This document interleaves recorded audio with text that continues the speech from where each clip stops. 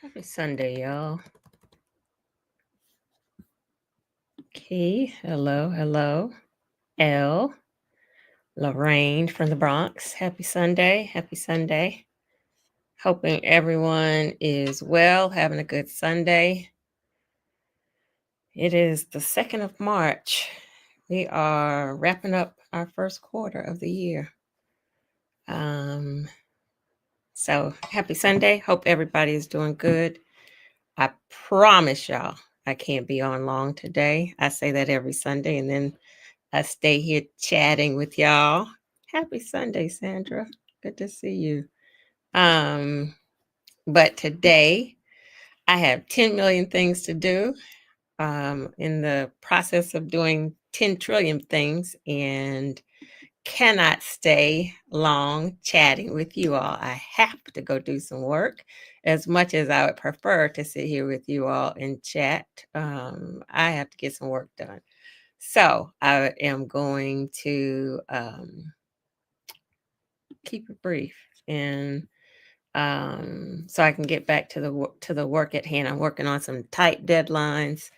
I am trying to finish up my house stuff, and so that's it. So happy Sunday. Hope everybody is doing well. I don't have my intro open. That's why you should be better prepared. But I'm going to get it together. How's everybody doing? I'm moving too fast. That's why I'm not together. Rushing because I know I got 10 million things to do. Sandra, hi Evelyn. Happy Sunday. Audra, Catherine. Hey Effie Gaskin, good to see you. Lady Ray, Sophia, hi there. Happy Sunday, everybody. Happy Sunday, Soul Collective. I appreciate y'all being here.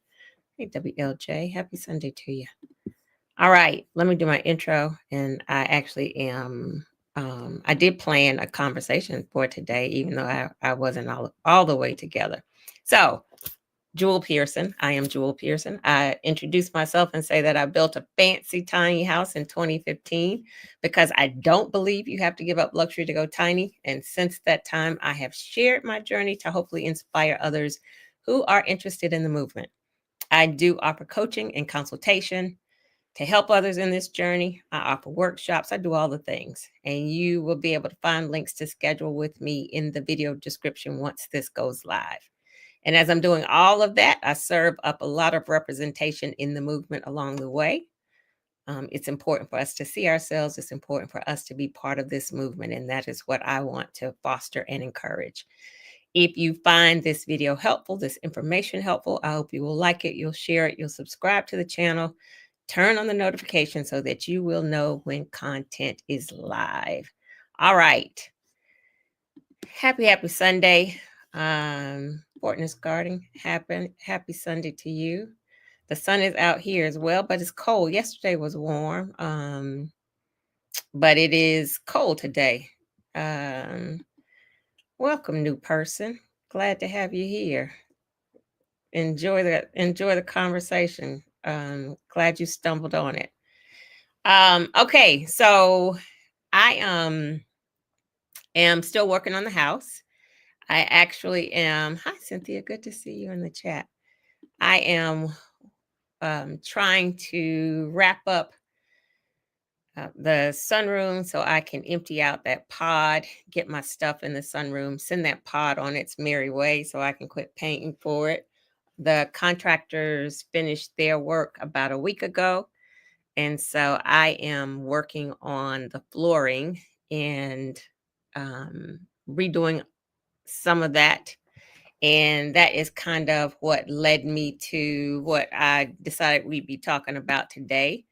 Our conversation today is about strong foundations and what your tiny house and life have in common. And this conversation came as by way of me last night in there working on the flooring. And so what I am doing right now is the contractors have done all the work as far as like securing the sunroom and the porch to the tiny house. So remember when I moved it, I had to detach those two spaces, literally cut them away from the house, and they were moved on a truck, on two trucks. And then when they got here, the movers pushed the two pieces up against that, back up against the tiny house as much as possible.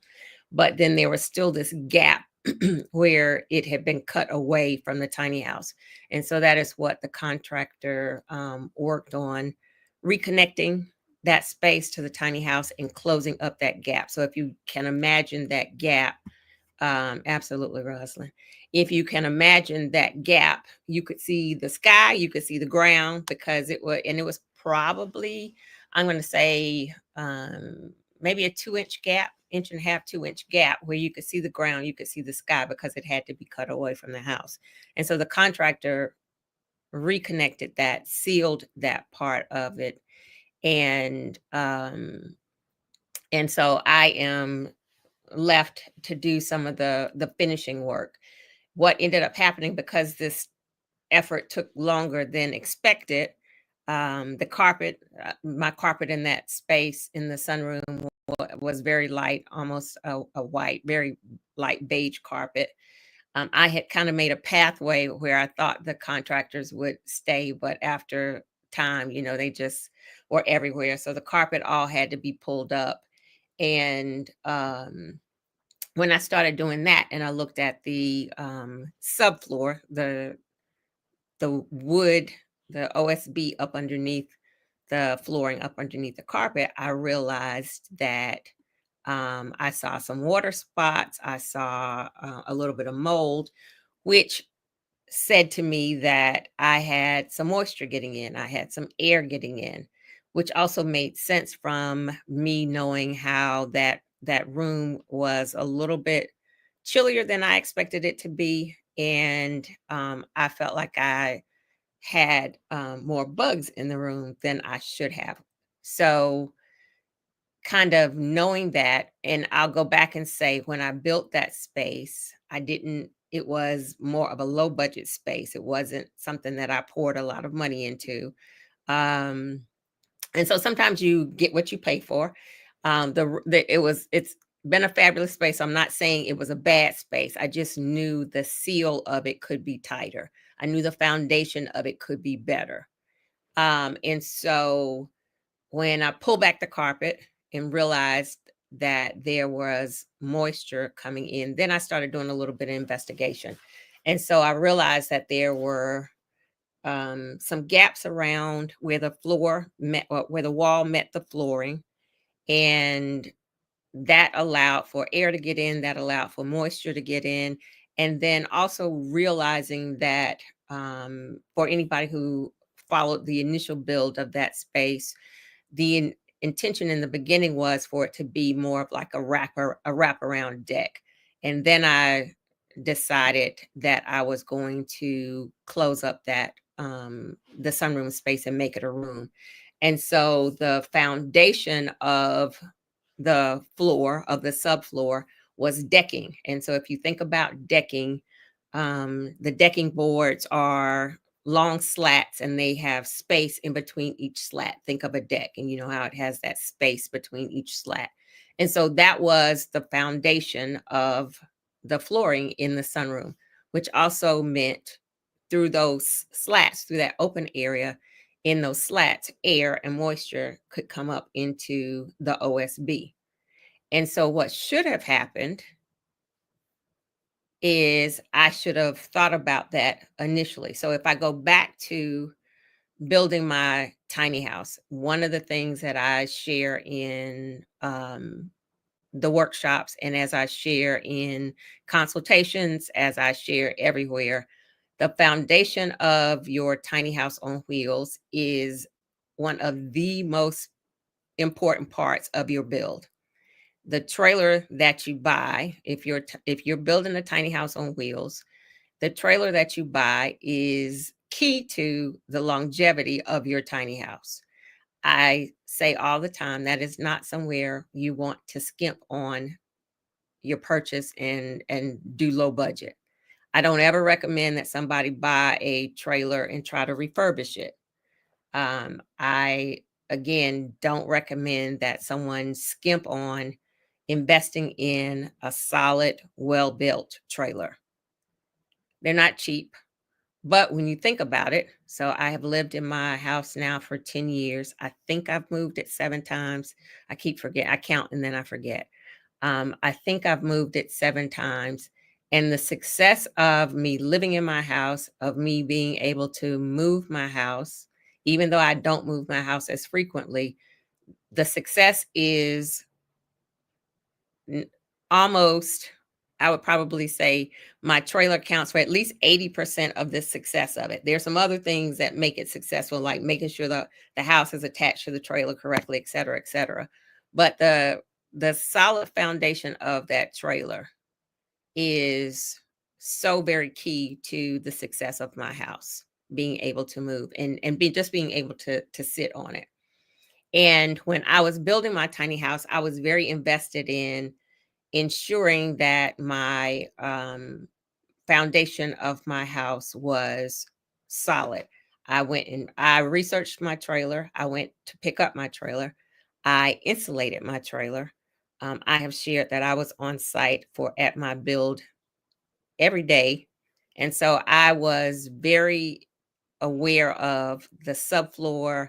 Like I said, I insulated it myself. I wanted to be sure it was insulated to my standard. So I did that work myself. It's, if you have an opportunity to, if you know how you want things done and you have an opportunity to do it, sometimes I prefer to be able to do it myself so I don't have to try to convey what I'm expecting to somebody else.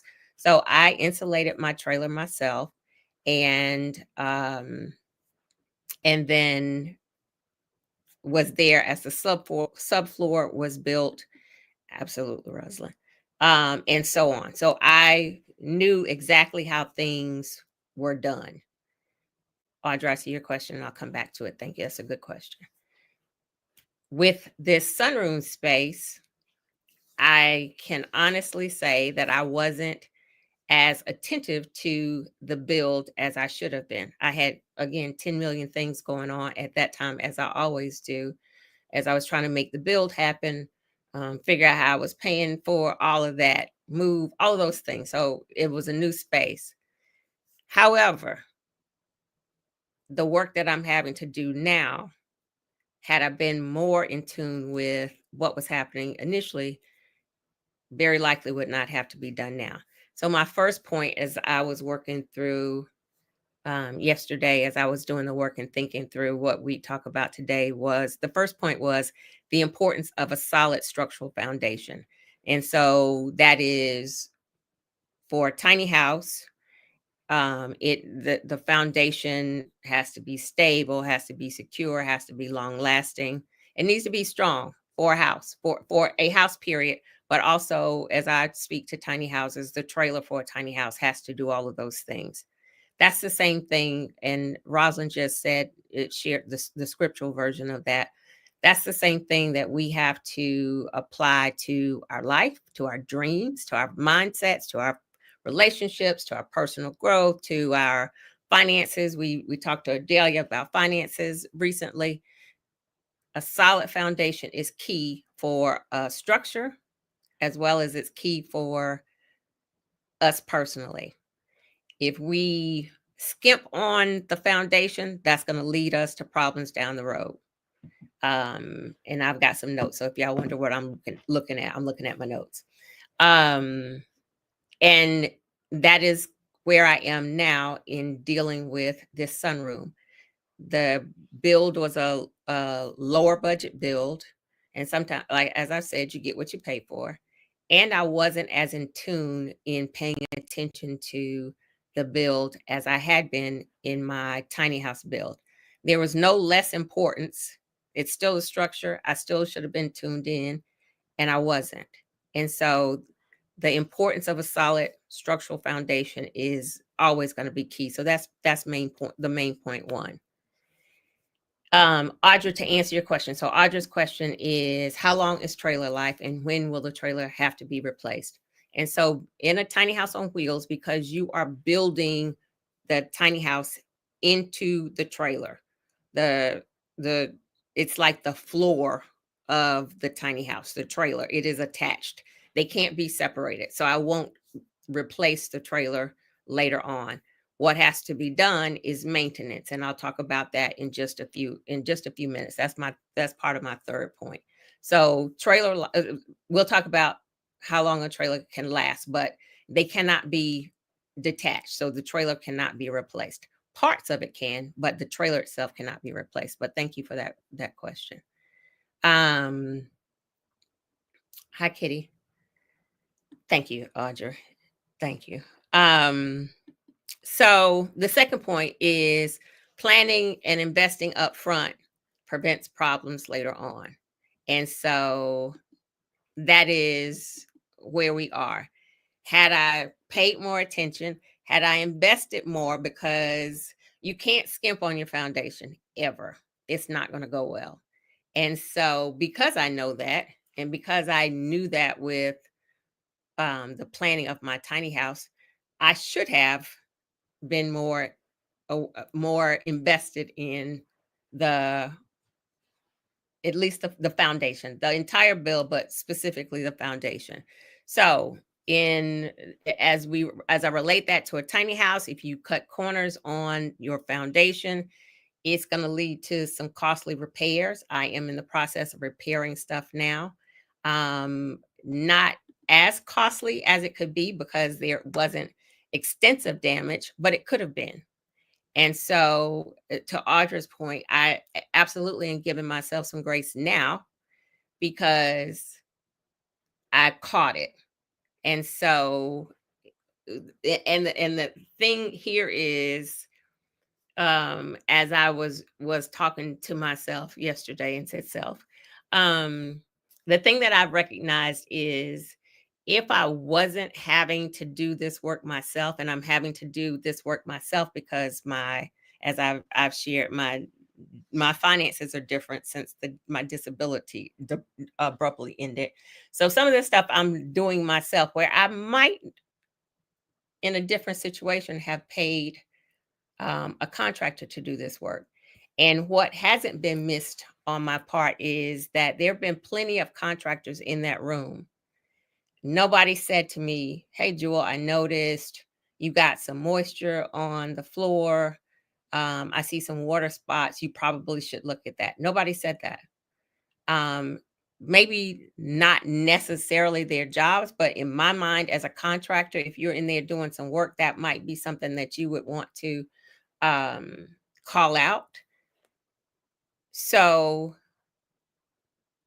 again, the importance of paying attention to the detail, the importance of slowing down. And again, this isn't just tiny house conversation. This is life conversation. And so now I am having to invest in shoring up this foundation this go around. And that is the same thing, like a life thing. If you're not planning and investing up front, if you don't take the time, if there's something that you want to do, if you're not taking the time to learn about it, if you're not taking the time to take care of yourself, your health, if you're not taking the time to invest in relationships, um, and when we talk about the reciprocity that's necessary in relationships, showing up to the relationship isn't enough. You have to invest in the relationship if that's important to you. So whether it's money, time, effort, if you put that into it up front, that leads to fewer problems later on. And so the work that I'm doing now isn't major work. Like, I have researched how to best fix what's happened. I've been on the floor in there looking around. Some of the stuff that I've used for somebody that's interested in what I'm having to do. So as I mentioned, there was a little bit of a gap from the wall around the flooring. So if you're familiar with Gap spray, that's not the official name of it. It's some spray in a can that you can get it. It comes in it comes out for different thicknesses. So if you have some cracks, some foundation cracks, like cracks in your garage, they have one that will fill cracks, one that kind of fills gaps, and then they have a wide spraying one. So that gap filler is amazing. So I have gone around the entire wall, used that. I've used some Flex Seal that is a rubber sealant. And I have gone around the entire room to use that to close up those gaps.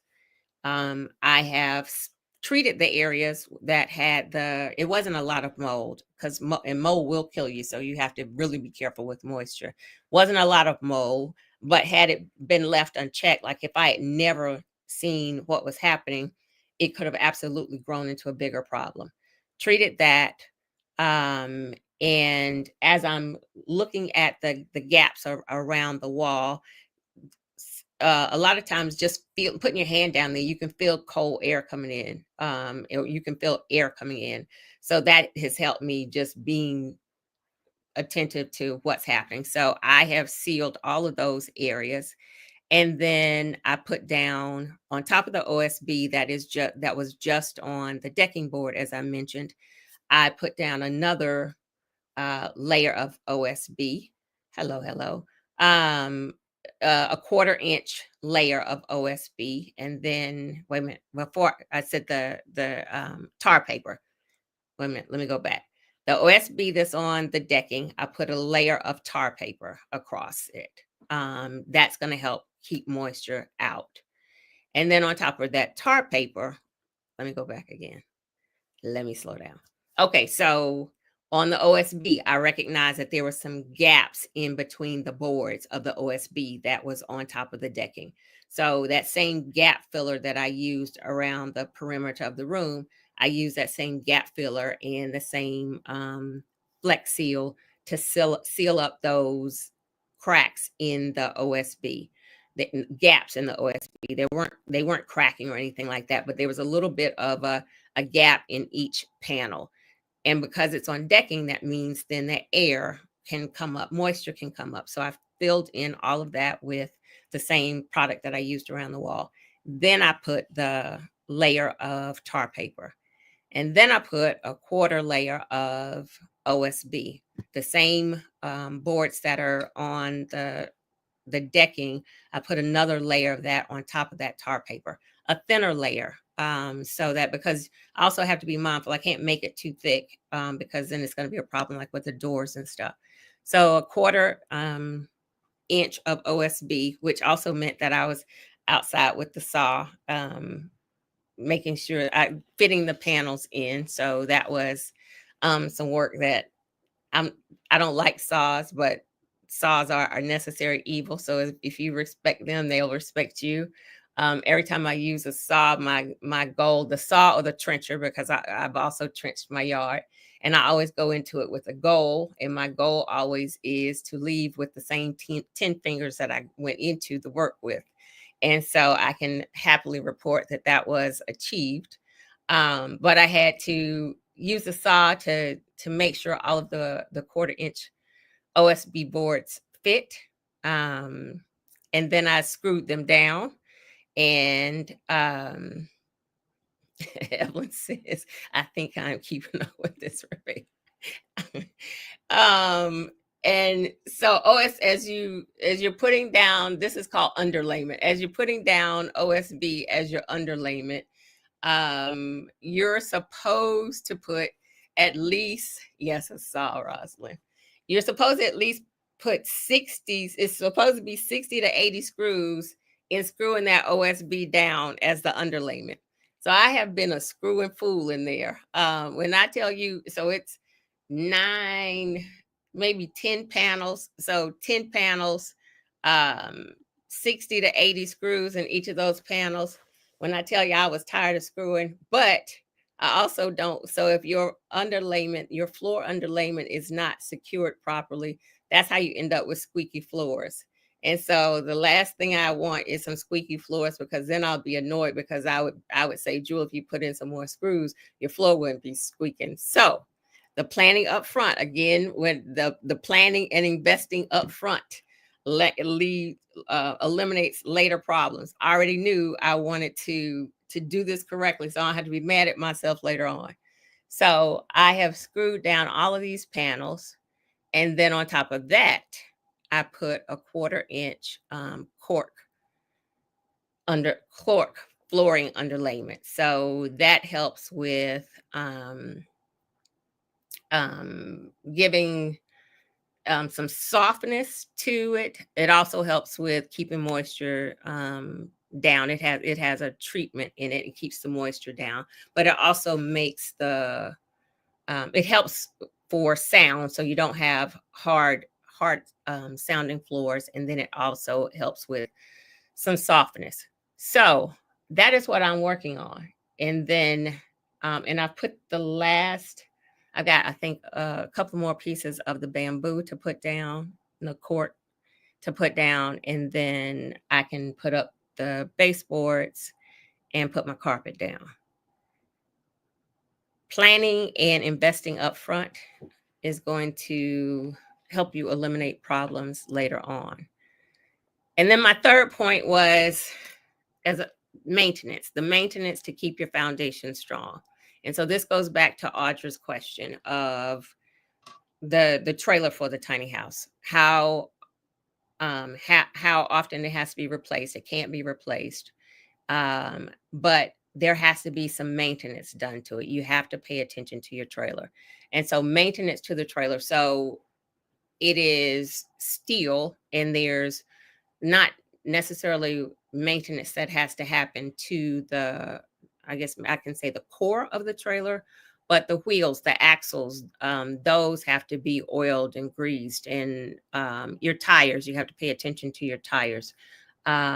Maintenance is required to keep it up, so that you're not just letting it sit, and then in 10 years you need to go out and move it, and stuff is rusted, and or you haven't paid attention to keeping it up, and then you expect it to perform.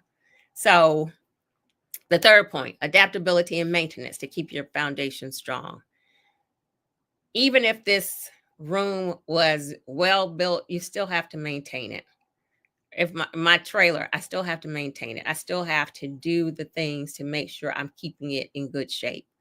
And that applies, that's the same thing as we keep, I'm talking, tiny houses, but also talking about life. We have to continually assess where we are. We have to continue to learn. We have to continue to make changes so that we are aligning with our dreams, aligning with our goals, regular check-ins on our goals. And we've been talking about that since before this stuff happened, identifying your goals and making sure. And we are headed into, this is the last month in the quarter. So at the end of this month, we're going to be checking in on our goals, on our dreams, because we have to have regular check-ins. You can't get to the end of the year or the end of something and then check in then, because you've missed all the time ahead, the time before, to check in and make sure you were on task. And if you wait till you get to the end to check in and you're completely off, then there's no opportunity for recovery. So we're checking in quarterly. And so just like you got to maintain a structure, just like I'm now having to go in and do some maintenance and update this. That is the same thing that we have to do to check in on our emotional well-being, our personal goals, all of the seasons of life. And you know that we are very focused on our personal liberation and what that looks like for each of us, what that looks like for our long-term happiness and success. And so that is, oh, Audra, thank you. Oh, thank you, Audra. Thank you so much. Um, yes, I am talking about the body as well. Absolutely, Royal. We're talking about I'm talking about the structure of the tiny house, but we're also talking about how this applies to us mentally, emotionally. Y'all know I don't remember, I think it's 7 of them. I can remember all of them, but physically, all of the things, because this is applicable to this ensuring our foundation and maintaining our foundation and planning ahead and investing in our foundation and researching to make sure that we know the things that we should be focused on. Good job, Deborah.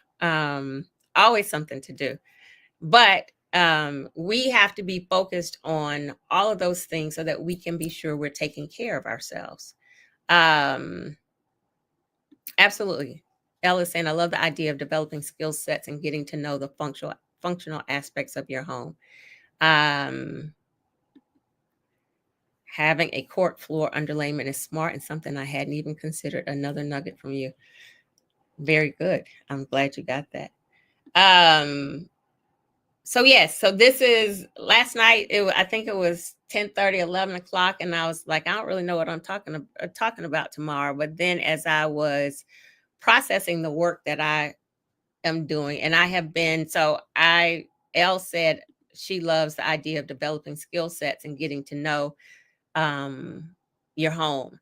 This is something that has, well, my tiny house, I was there during the build. I built to my plan. So I was more in tuned to everything that was going on in the house. I also drew up that space, but I wasn't as involved in the build. But it's a simple build. If I had been more in tune, I wouldn't be where I am right now. But as I need to figure stuff out, Google is always my friend. I will walk around Lowe's. The folks in Lowe's laugh at me because I think I have been at Lowe's, even though I had stopped going to Home Depot, and now I need to stop going to Lowe's, but I have to get stuff from my house. But as soon as I finish, I'm cutting Lowe's loose for all of the reasons. But I will walk around and just look at stuff to figure out if it's something that I can use. If I don't come up with the solution from Google, then I'll walk around and look at stuff. I think I shared with you all how the person who installed my mailbox installed it crooked for some reason and didn't come back to fix it. And so that thing was annoying me. So I fixed it myself simply by walking around looking in Lowe's at some tools that I figured out would work for me. Rosalind says she stopped. I don't know where else to get the supplies I need. So but this is my project is coming to a end, so I don't have to keep going there. But so those were my 3 key points that I wanted to share with you all, because as I talk about my tiny house and as I do this work, as I live this journey, my home is we don't have Menards. My home is so much of a metaphor for my life. And so there's always something, as I'm considering some of this journey, there's something that is also applicable in life and outside of just a structure. And that's why in our conversations, I always say it's bigger than the house. It's intention. In the workshops, I share that the journey is not just about building a structure. It is about building you. Whatever good things we build also build us. And that is so much of this journey and so much of what has built me over these last 10 years. And I wanted to share those points with you. So the first point was the importance of a solid structural foundation. The second point was planning and investing upfront prevents problems later on. And then the third point was adaptability and maintenance to keep your foundation strong. Those are the 3 key points that are applicable to building and also applicable to our lives. Um, so if you're thinking about it, what areas of your life do you need a stronger foundation? If and you can drop it in the comments if you want to.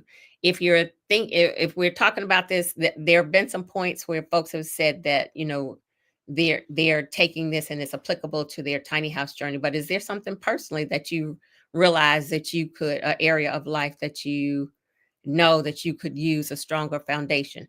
It's we're headed into the end of third quarter. Now is the time to be figuring that out so that you can add that to your gold list, and so we can move into shoring up that foundation for you. I agree that habitat restores for supplies. True. The I will use habitat more so when I have time to kind of look around. Sometimes if I need something fast and I know what I'm trying to get the project done, I will defer to a Lowe's. But I also agree that Habitat Restore is an excellent place. Audrey is asking, do you do city projects for building tiny homes for an entire block? If the city is open for it, absolutely I will. It's not something that I've had an opportunity to do right now. Of course, my focus is more on tiny houses on wheels, and that's a no for most cities. But I am absolutely open to tinies on foundation and would love an opportunity to work with city officials. And I've been in those conversations. I just haven't had somebody to say yes. Um, let's see. Absolutely, absolutely.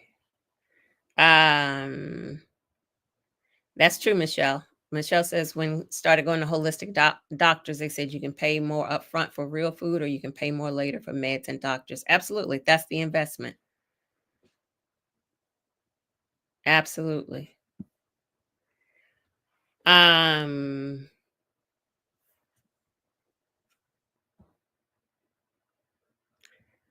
Rosalind saying I'm not going to be able to ditch Amazon and Home Depot.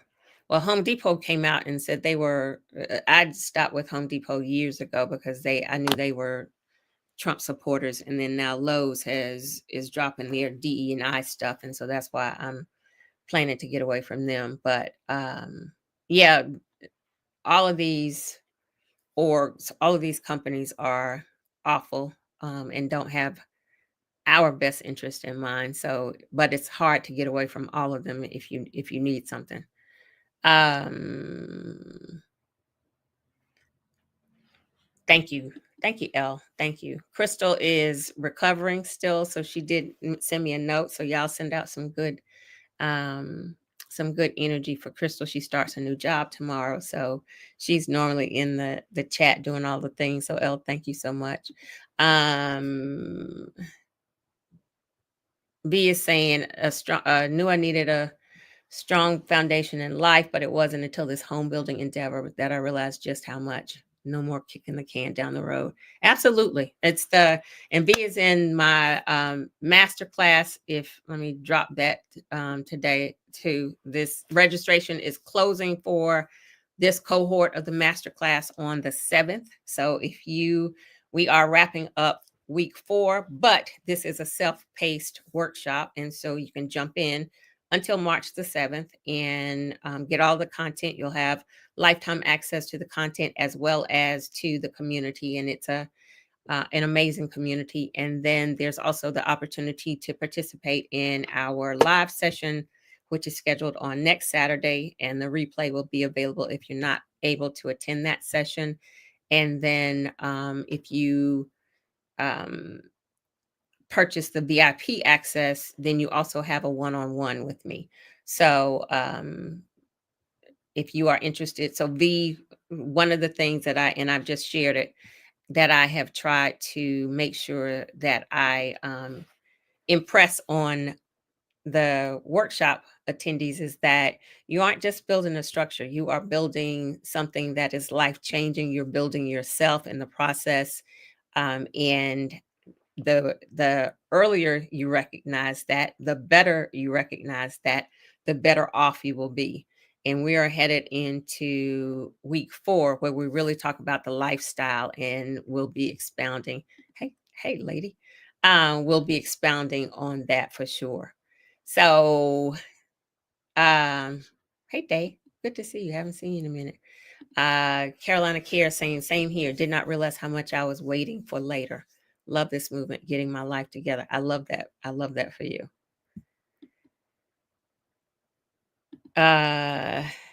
Melly says, my daughter says Ace Hardware is a good place. I'm in your master class too. I like Ace. The people there are usually very knowledgeable and kind. I've forgotten about Ace. I wonder if there's one nearby. Thank you for that. I had completely forgotten about them.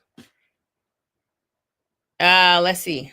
V is saying, let me throw that in there. The master class is so helpful and on point. I didn't realize what I didn't know until I took the deep dive with your classes. You're a wonderful teacher. Thank you, love. Thank you. I'm gonna save that and add that to my my client testimonials. Thank you so much. I appreciate you all being in the class. Hi, Teresa. JW is saying their goal is to declutter. There's a whole lot of emotional as well as physical letting go, a new foundation for my life. Absolutely. We are, if you're interested in the Patreon group, we are reading Christine Platt's The Afro Minimalist Guide to Decluttering. I know I haven't said her title right, but we are reading that, and she is going to join us in our next session. So if you're interested in taking that journey with us, join me on Patreon, and we can take that journey together.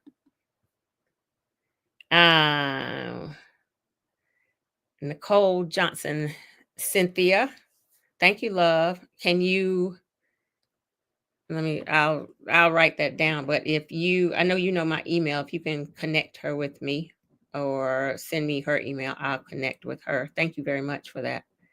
I appreciate that. All right. What else? Because it's 12:42, and I said I have work in there calling me. This room is looking at me as I'm in here chitter-chattering with you all. I need to go do some work. That's what the room is saying to me, or at least my conscience is saying to me. Join the masterclass. March the 7th is the last day that you can join cohort 1. My Frederick Douglass is Douglasing today. That's what happens when you have a fresh shampoo. It does its own thing. Hi, Black Butterfly. Absolutely. I am here to help you. What is the status of your app? My app is out there. Day. It is out there. Let me drop that. Find tiny house parking. It is still growing, so I'm still putting the information out there so people will participate in the app, but it is up and ready and running, and it is findtinyhouseparking.com. It is up and out there. All right. Thank y'all. I hope y'all got some good points from the conversation. I'll be sharing some pictures later on as I'm doing all of this work. Audra, thank you so much. I appreciate your kindness. Tracy is saying, I like Ace too, and I don't even like hardware stores. Okay. Oh, Sophia saying Ace is also on the list. Oh, everybody's on the list. They just can't be good people. Anyway, we gonna need some Black hardware stores. Michelle, thank you. Thank you, Sophia. Happy Sunday. Thank you, Audra. Happy Sunday, y'all.